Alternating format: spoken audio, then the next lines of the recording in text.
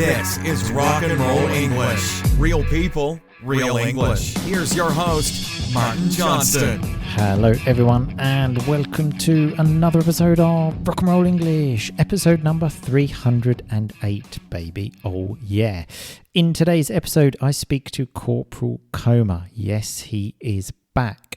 And we speak about life on a desert island. Now, this episode has been inspired by the radio show, the BBC radio show Desert Island Discs. It's very famous. If you haven't listened to it, it's a really good podcast where celebrities talk about songs they would take with them to a desert island and other things. And that's kind of what we do today, but of course in an R&R style.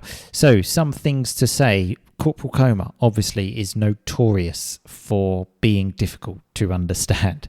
So if you have difficulty understanding him, remember my new online course, Jungle Listening, is for you because it is especially made for people living in the UK that have difficulty understanding native speakers that speak in messy jungle English, like Corporal Coma. So if you're interested, click the link in the podcast you are listening to right now. Another thing is audio quality is not the standard R&R English unbelievable audio quality. Sorry about this, but it's mainly because it's kind of a rushed job for me today because I am recording this on Sunday, the day before you are listening to it.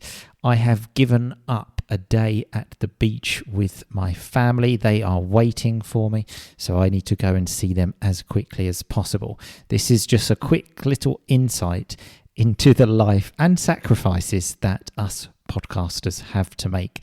Anyway, I'm sure you're not interested, and I'm sure you're thinking, just get on with the show. So let's do exactly that. Happy listening. Corporal Coma, how are you today? Very well. Happy to be back.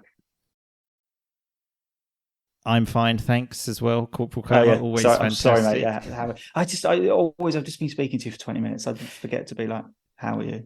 Yeah, but surely when someone asks you, it's surely just a natural reaction, no? I'm excited to get on with the pod. Come on, let's go. No foreplay, okay? Let's get straight down to the action. Why break the habit of a lifetime?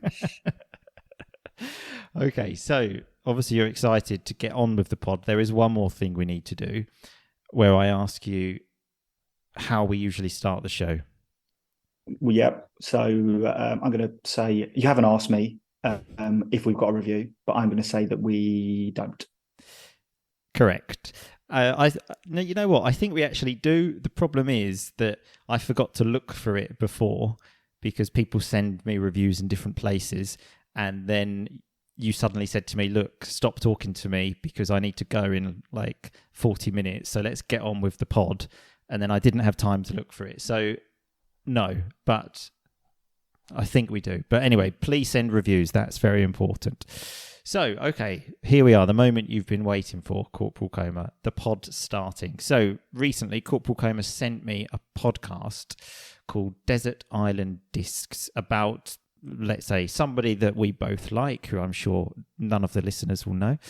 And I listened to it, thought, yeah, that was a great podcast. And I thought kind of something about it we could bring to this show, like the whole desert island thing, being stranded on a desert island, as they say. Okay, like what things would you bring and all of these things. So I've got a few questions lined up for you, Corporal Coma. You ready? Absolutely. Okay, so first one, do you think you would enjoy it, this solitude, being stranded on a desert island alone?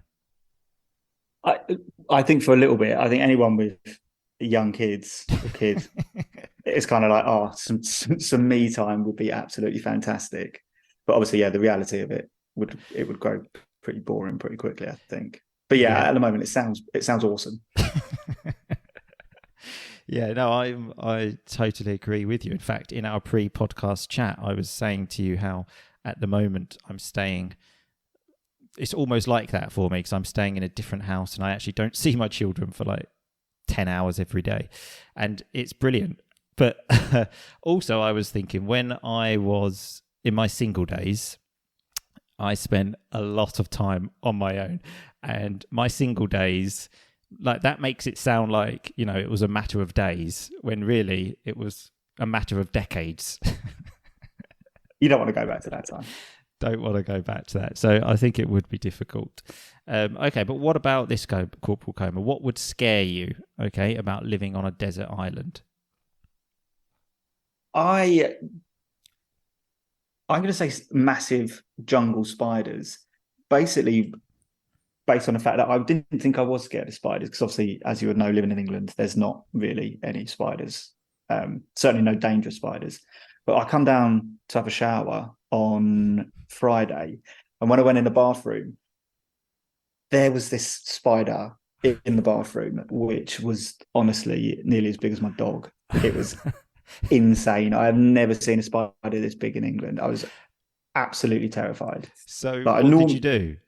Well, normally I'm like, with any spider that's ever in the house, I always like try and trap it and then put it outside, because I don't like killing them. Oh, sure. Don't be such a, you know, like, I'm so friendly to animals kind of guy, just because people are listening. Well, I mean, that is what I do with the spiders, because, you know, as I say, they're quite good for the house. They kill like flies and stuff. Anyway, this one I was like, nah, I can't. I'm not going anywhere. It's me versus him. he had to die, unfortunately. Yeah. So Oh, I know how you feel. You said in England, like, we don't have spiders. I find, in comparison to Italy, I see many more big spiders in England than Italy. Oh, really? Yeah, 100%. Yeah, see, I never see I mean, there's lots of spiders, but they're only small and they can't really do anything. Whereas this was nearly a tarantula. So, nearly a tarantula, sure.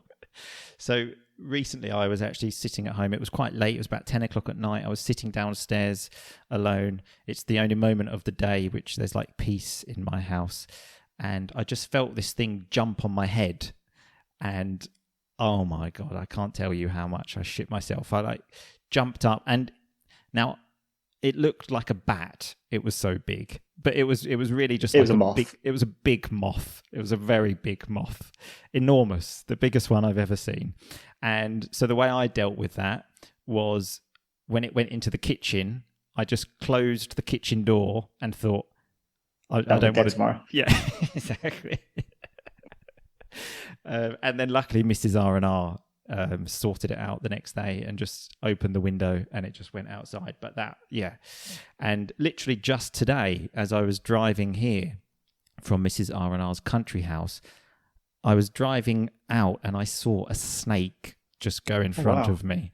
And I thought, fucking hell. If I were on a desert island and I saw a snake, I don't know how I'm going to sleep tonight now, because it wasn't that far away from where I actually sleep.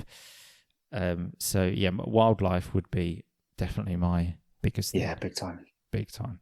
Okay, what about this one? This one I think could bring some nice stories. Could you make a fire to keep warm? You know what they do on the films with the sticks? Would you be good at that? No, not at all. No. If I had like a cigarette lighter, then yes, I can make a fire. But in the spirit of Desert Island, you wouldn't have a cigarette lighter. So no, with my own two hands and what I could find around me, absolutely not would I be able to make a fire. Yeah. So I'd be dead in about 2 days. You see the thing, don't you, on like TV where they do that thing with the sticks and makes a fire. Yeah. But there's a few things you see on TV, and it's strange how I use that in real life, what I see on TV. In fact, I spoke about this on a family podcast recently. A few weeks ago, Mrs. R&R actually fainted in the middle of the night. She was quite sick and she fainted. So she's on the floor at this point. And I was thinking, what the fuck do I do now? And I was just thinking what they do on films. So I got a flannel, put some cold water on it, put it on her head. I thought, do I need to do what's it called? CPR, when I start breathing into her mouth and pumping her chest. Unless she wasn't breathing, I don't know why you'd start, or hard stopped. I don't know why you'd start doing CPR. She'd just be struggling back.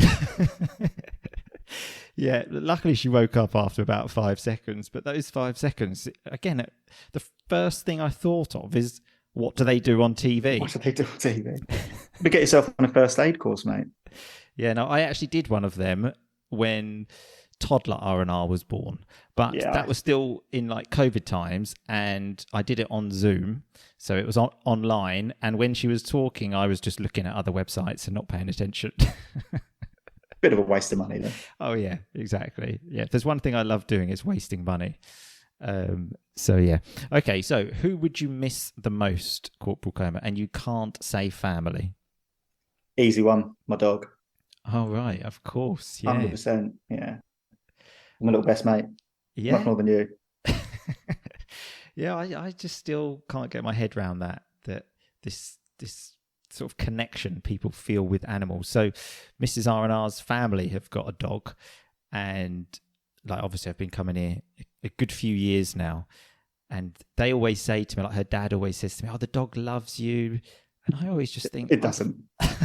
Well, the dog does like spending time with me, it seems, but I definitely don't enjoy it. It's not reciprocated. No, absolutely not. In fact, almost every morning I've got like a little exercise mat out to do some like physical activity, given that now I've got a little bit of free time. And then almost immediately the dog jumps on it, and then there's fucking dog hair on it. And then I have to turn the mat the other way and get a piece of kitchen roll to try and clean it. This is your problem. You're too bothered about dog hair or the dog licking you or, the dog breathing near you, stuff like that. It's not going to kill you. A bit of dog hair isn't going to do you any harm. I mean, it's just... And the licking thing, like the dog's probably been licking his arse, and then he fucking licks my feet. Yeah, but are you then putting your feet in your mouth? Because your Haven't done feet are that in also quite a walking on the while. floor and touching all sorts. So, I mean, does it really... Yeah. I would Have you never heard let of my shoes? dog lick my face. Have you heard of shoes? Because when I walk on the floor, I generally wear shoes. Yeah. But I mean, yeah, like I said, I wouldn't let the dog lick my face. That's disgusting. But if it licked my foot, I wouldn't then go and have a shower. I have seen people like properly kiss dogs, and that for That's me... disgusting. That's absolutely disgusting. Thank you. Okay, right. We can agree on something at least. Right. Okay. So the next one's interesting, Corporal Coma. How much alcohol would you drink if you had an unlimited supply? Because are you still on your drinking status is a bit up and down these days. One day you're drinking, one day you're not. Where are we, Corporal Coma? Yeah, pretty much don't really drink. I haven't had a drink for probably 5 or 6 weeks. Okay. So I don't really drink anymore. I think if I was stuck on a desert island, yeah, maybe it'd be a little treat at the end of the day. Once I've done all my survival jobs. Survival jobs. Yeah, once you'd made the fire with the 2 sticks. But if you had nothing to do, also, you probably might just be a bit like, well, just drink myself into oblivion. Well, exactly. Yeah, so, sadly. On your drinking status, though, the last time we saw each other a few weeks ago, we went to the pub and you were drinking pints of Diet Coke, I think, weren't you? I did have a pint of Diet Coke. Yeah, I was actually buzzing after that. I mean, who wants to drink a pint of any kind of fizzy drink? I know this, but this is a problem, isn't it? When if you just to turn up and go, I'm just going to have a tap water. It would be obviously free, and that would be great. But it is that's the most pathetic thing in the world. If you go to a pub really is, and you get tap water, you should be sent home. They should just tell you to get out. You shouldn't be allowed in. Yeah, they should just instantly get outside. So it's difficult to know, but yeah, you can't. But then why not just have a beer? What's one beer going to do? Because I never just have one beer, do I? You've known me for 20 years. When have I ever had one beer? It's if you're having one, you're having a million. Well, if I'm having one, I'm having all of the beers. So it's better just to not. See, for me, and on the desert island, about how many beers I would drink, it would be 3 every day. That's like the perfect amount of beers for me. In fact, my ideal day, if this were possible, this is what I would do, is around about 7 o'clock, 7:30, I would drink 3 beers every day and eat a bag of crisps with the beers, and then I would fall asleep for bed, and that would be it. And that for me would be a dream life. Yeah, I mean it sounds fine, but if you had an unlimited supply of beer, I'm pretty certain that after those 3 beers, I'd definitely want 3 more beers. And then 3 more, and then 3 more. And then 3 more, yeah.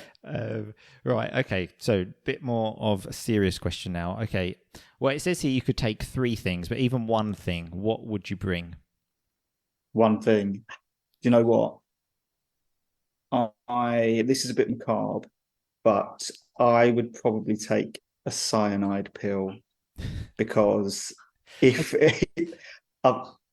rather than remember you are dying talking to an idiot. What is a cyanide pill? Oh, so like poison, so basically it's going to kill you.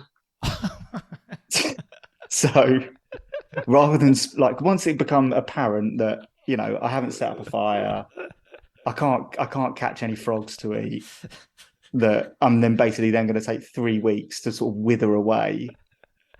I might as well just have something and go, right, I'm going to go out on my own terms. See, I thought when you said that, it was some kind of pill to help like mosquitoes not to bite and things like this. But yeah, no, just to end it. Just end it now. Go in there really optimistic to this desert island. You can take anything you want. Realistic, not plan for the worst. Okay. Beautiful. See, my thing that I would take, I've decided, would be a bucket and spade to build sandcastles on, because honestly, so this last sort of 10 days, going to the beach with toddler R&R, I'd forgotten how fun it is to build sandcastles. I don't know why I ever stopped. It's absolutely brilliant. Yeah, I mean, when you haven't eaten for 5 days and have got no water, you're not going to be wanting to build sandcastles. Mate, honestly, I was barely drinking when I was on holiday last week anyway, because I was just having too much fun with the sandcastles. Also tried to catch fish with a fish net. I was desperate to catch a fish just to show to my daughter how much of a man I am. Caught a few twigs and things. That's sweet, yeah. It's pretty manly. The fish couldn't actually get any, but honestly, the amount I tried, God loves a trier, as they say. Okay, so another one. Okay, what bathroom object would you bring, Corporal Coma? I'm going to have a toothbrush and toothpaste. See, I don't just want the brush. I thought you were going to bring your moisturizer, because I know you're quite into your moisturizers to keep your skin nice and fresh. No, I mean, I think it'd be far worse if your teeth started falling out or you got toothache. Do you also remember that time when there was a period, it was getting worse and worse, where your eyebrows were a completely different color to your hair? And every time I saw you, I said, why are your eyebrows a different colour to you? So that was, I had some moisturiser that had some fake tan in it, which then was obviously then dyeing my eyebrows. It wasn't a great period, short-lived. So basically, before going to bed, you were putting fake tan on your face. Now, I'm not sure if everyone actually knows what this is, because Mrs. R&R was quite shocked by this when she came to England, especially in Essex, where we're from. That, let's say, people are famous for being a bit orange because they put lots of this fake tan on to make your skin go the same colour as it goes after you've been in the sun for quite a while. And so you were putting that on your face before going to bed. Well, I mean, yeah, it's not as bad as that. You're making it sound as if I was orange. I don't think you would have known there was any fake tan in the moisturiser, other than the fact that it was making my eyebrows go a weird sort of ginger colour. Kind of sidetracked, but have you ever used a sunbed, Corporal Coma? I have, yeah. I definitely have, yeah. Before holiday, bit of a pre-tanning so you don't get burnt. So again, people may not know what this is, but again, in England, because it's not very sunny, there are these sunbeds, they're called. So again, it's like fake sun, basically. And you go in there, it's kind of like being in a coffin. isn't it? Because Yep. it's like when you die and they close you in this box and you're there in your pants trying to get a bit of a tan.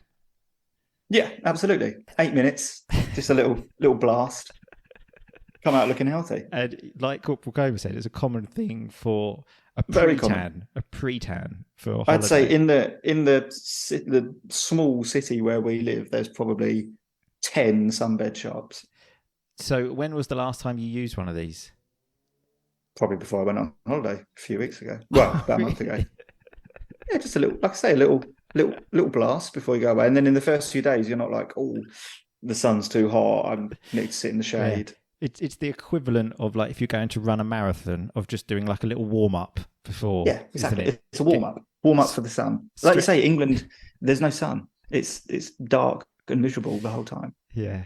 See, I used one of those sunbeds when I was about 19, but I thought like men stopped doing it at that age. I didn't realise that like nearly 40-year-old men do that too. Each to their own. Okay, so this one is going to be an interesting question, Corporal Coma. Okay, so who's the worst person you could be stranded on a desert island with?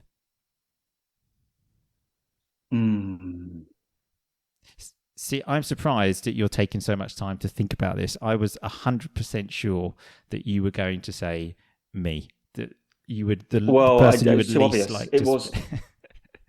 To be honest, it probably would be you. Not because I wouldn't want to spend time with you. Like the spending time with you would be nice, obviously, but you would just be moaning the whole time, and you would be absolutely worse than me at sorting anything out. So they're just. It would be completely pointless having you there because you would just make it worse. Yeah, the worse than you like organising things, making fires. I'm with you. But the moaning thing, okay, so obviously moaning meaning complaining. I've turned a new leaf, Corporal Coma. I was thinking about this because I did think about these questions and I thought he's going to say that. So I thought I need to talk to him direct about our friendship, okay? I think our friendship's like a marriage, okay? We had great early days. The first days when we were like 5, 6, 7, 8, 9. Brilliant. Then we hit a bit of a rough patch, sure, like it happens. When was that? Well, that was probably around about sort of 12. And sure, it lasted like probably 25 years, something like that. But I feel like we've come out of that now, Corporal Coma. And now it's all plain sailing. You to be fair, you are a lot more upbeat these days than probably your lowest ebb where you were mentally draining to be around. Look, I want to say here, I don't want to take all the blame. You weren't much fun to be around either, Corporal Coma, all right? We fed off of each other with miserableness. Okay, so we are going to stop the conversation there, talking about how Corporal Coma and I fed off each other's miserableness. So some lovely vocabulary to finish. But unfortunately, I'm not here for an analysis of the vocabulary because for the same reason I mentioned earlier, if I do this vocabulary analysis, it's going to take me another hour to do the transcript, pick out the vocabulary, etc.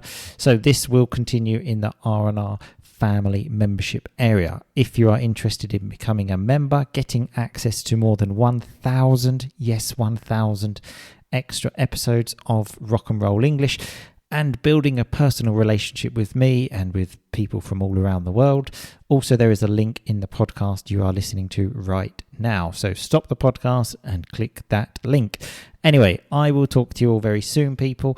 But in the meantime, just keep on rocking, baby. Thanks so much for listening to Rock and Roll English. For more great content and to stay up to date, visit rockandrollenglish.com and facebook.com/rockandrollenglish. We'll catch you next time.